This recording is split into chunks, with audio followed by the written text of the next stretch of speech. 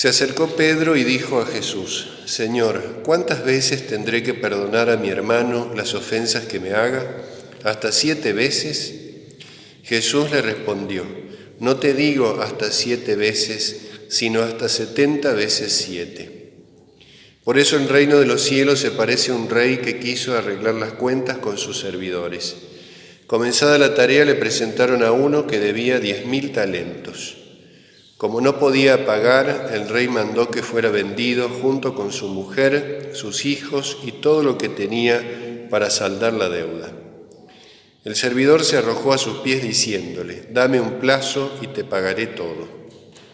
El rey se compadeció, lo dejó ir y además le perdonó la deuda. Al salir, este servidor encontró a uno de sus compañeros que le debía 100 denarios y tomándolo del cuello hasta ahogarlo le dijo: Págame lo que me debes. El otro se arrojó a sus pies y le suplicó: Dame un plazo y te pagaré la deuda. Pero él no quiso, sino que lo hizo poner en la cárcel hasta que pagara lo que debía. Los demás servidores, al ver lo que había sucedido, se apenaron mucho y fueron a contarlo a su señor. Este lo mandó llamar y le dijo: Miserable, me suplicaste y te perdoné la deuda. ¿No debías también tú tener compasión de tu compañero como yo me compadecí de ti? E indignado, el rey lo entregó en manos de los verdugos hasta que pagara todo lo que debía. Lo mismo hará también mi Padre Celestial con ustedes si no perdonan de corazón a sus hermanos. Palabra del Señor.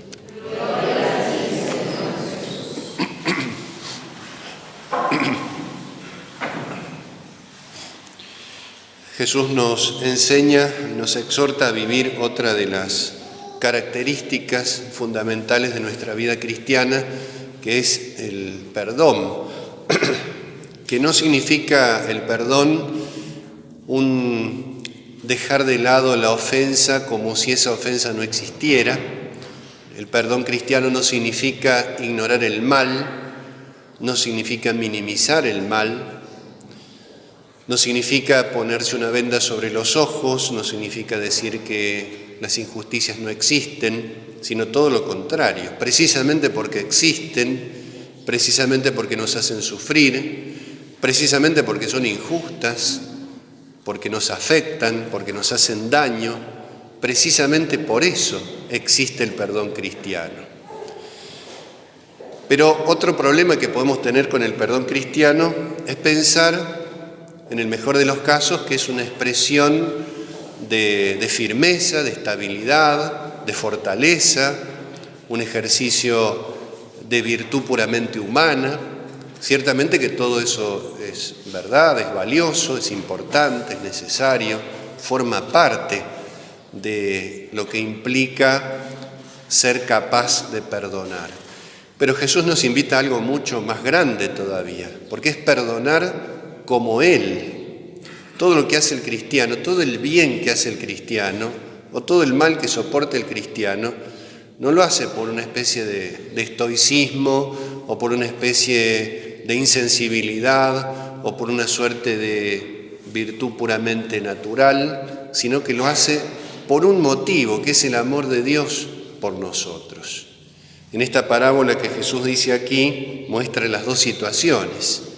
Ese gran Señor que representa a Dios mismo, que perdona una deuda impagable, es lo primero que hay que destacar aquí. Esos 10.000 talentos representan algo que no se podía pagar de ninguna manera. Aquel hombre le dice al Señor: dame un plazo y te pagaré todo. No existía ningún plazo posible para que aquel hombre pagara tanta cantidad de dinero. Es un signo del pecado, de la deuda que nos engendra el pecado en el corazón y que nosotros no podemos pagarla por nosotros mismos.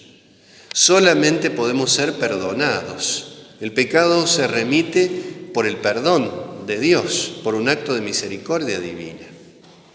Notemos también la palabra que usa. Aquel rey, una vez que ve esta disposición, también nos habla mucho de cómo es lo humano. Primero vemos a este hombre haciendo todo lo posible para pagar la deuda. pidiendo perdón. Y aquel rey, aquel gran señor, al ver esa actitud, y acá vemos la magnanimidad que tiene ese gran señor, esa alma grande, porque para perdonar hace falta tener alma grande, alma generosa. El rey dice, se compadeció, lo dejó ir y le perdonó la deuda. Acá la palabra clave es se compadeció. La compasión, la palabra que usa el Evangelio es amor entrañable, es mucho más profunda, no es la mera compasión. A veces nos pasa a nosotros cuando conocemos a alguien que atraviesa una dificultad, una necesidad, que tal vez no podemos remediar, que tal vez no podemos hacer mucho, nos compadecemos. Compadecerse es padecer con el otro, es decir, de alguna manera experimentar uno ese daño, esa tristeza, esa desazón, esa desesperanza, esa angustia que experimenta aquel que está sufriendo.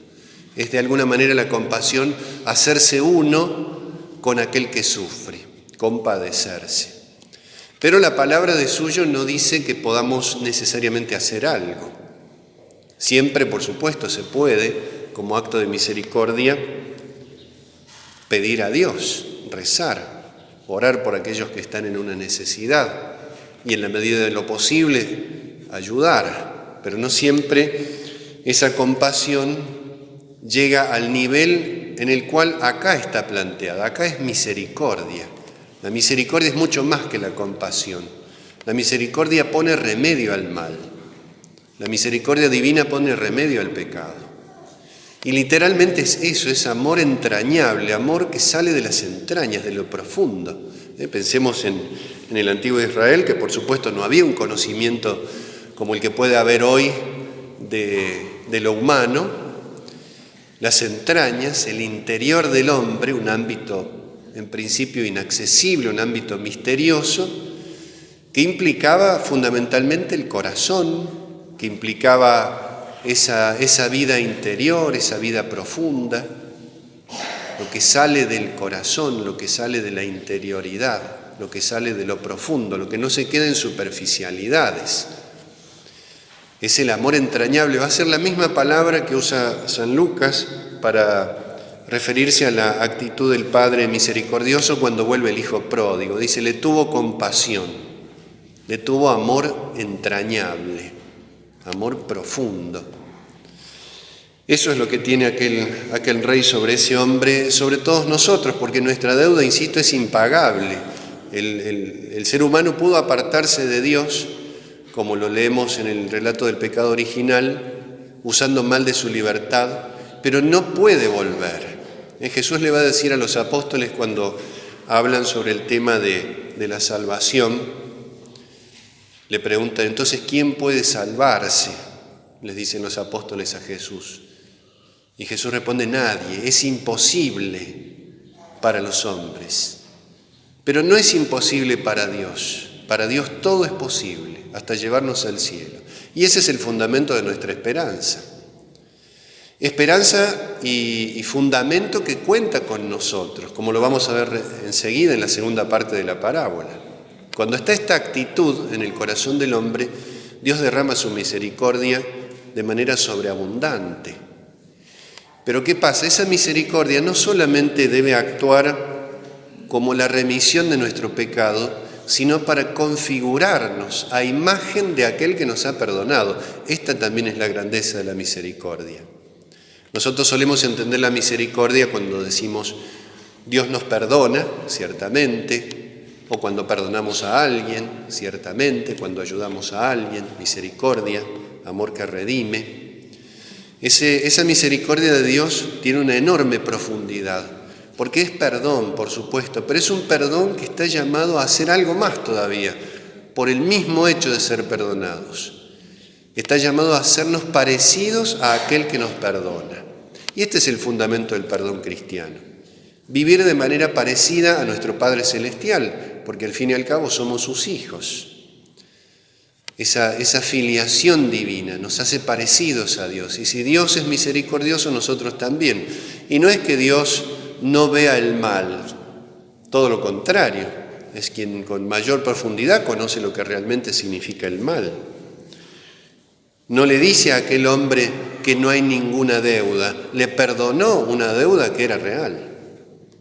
¿Y qué sucede en este hombre que refleja la condición humana con sus debilidades? Tuvo esa buena actitud de pedir perdón, de poner medios para alcanzar esa deuda, para saldar esa deuda, sabiendo que prácticamente era imposible, recibe el perdón de Dios, pero le faltó dar este segundo paso, que está necesariamente implicado, y es volverse parecido a aquel que lo había perdonado. Por eso dice, al salir, este servidor encontró a alguien que le debía muchísimo menos de lo que él debía.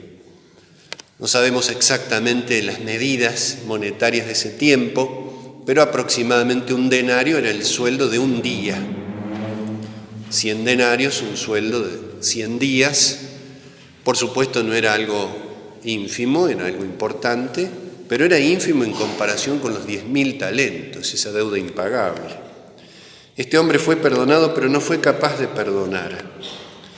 Y no fue capaz de perdonar porque se resistió a esa configuración que Dios quería hacer en él.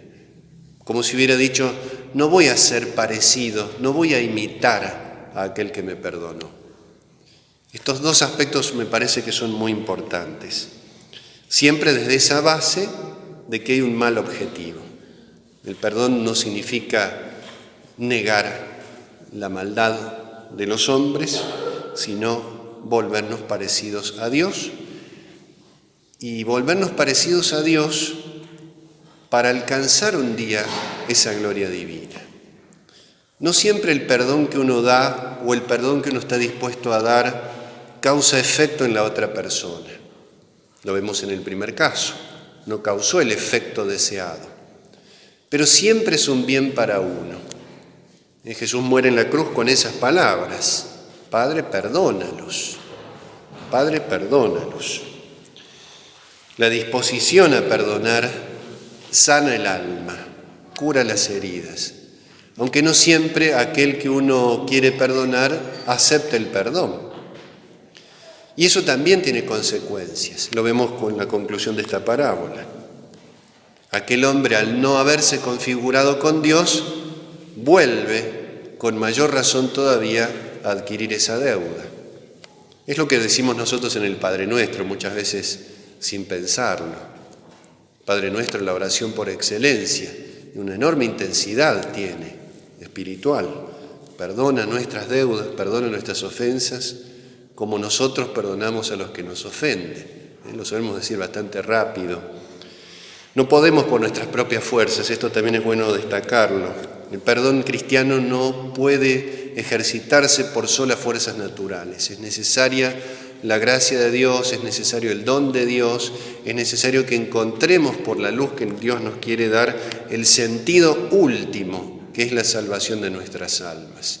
La oportunidad de perdonar es una oportunidad que nos acerca a Dios, que nos aproxima a Él, porque al volvernos parecidos a Él, nos hace también herederos de esa misma gloria. Y por eso Dios tal vez permite en nuestra vida tantas veces estas dificultades, no porque Dios quiera complicarnos la existencia, sino porque, por supuesto, primero está el pecado original y sus consecuencias, y después porque, dadas estas circunstancias difíciles que a veces nos tocan vivir, convertirlas, resignarlas, en este sentido profundo de la palabra, cambiarlas de signo y aprovecharlas para crecer en nuestra vida espiritual, para crecer en nuestro parecido con nuestro Padre Celestial, para imitar realmente a Jesucristo y para que un día podamos, con todos los santos, alcanzar la salvación de nuestras almas.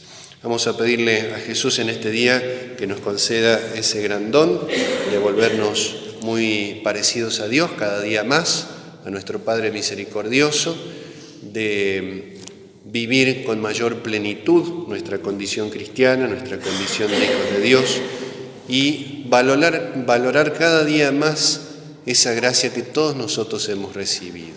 El día de nuestro bautismo especialmente, y cada día de nuestra vida, que siempre es objeto de la misericordia de Dios. Pidamos humildemente esa gracia. Que así sea.